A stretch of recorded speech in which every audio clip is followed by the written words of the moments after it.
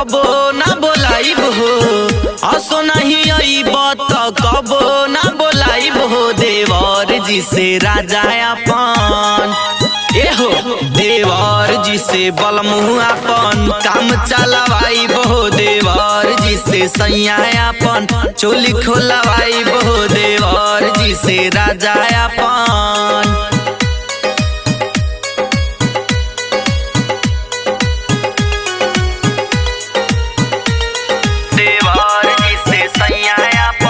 चोली खोलवाइब हो। देवर जी से सैया अपन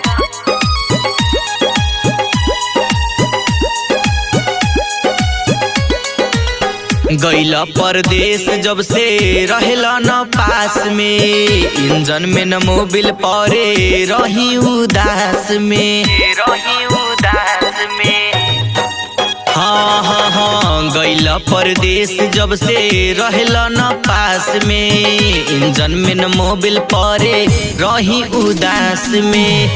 अपन जवानी के रसून से चुसवाइब हो, चढ़ल जवानी के अगुन से बुतवाइब हो। देवर जी से राजा अपन राजा सुनो, देवर जी से बलमु अपन काम चलवाइब हो। देवर जी से सैया अपन चोली खोलवाइब हो। देवर जी से राजा अपन देवर जी से सैया अपन चोली खोलवाइब हो। देवर जी से सैया अपन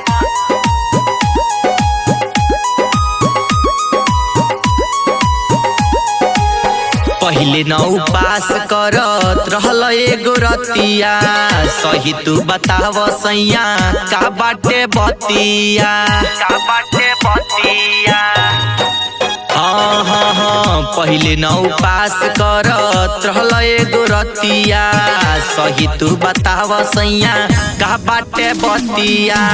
विनय अनिल आव पैब सरप्राइज हो, सुनील विश्वनाथ धके आव तू फ्लाइट हो। देवर जी से राजा अपन ए जान, देवर जी से बलमु अपन काम चलवाइब हो। देवर जी से सैया अपन चोली खोलवाइब हो। देवर जी से राजा अपन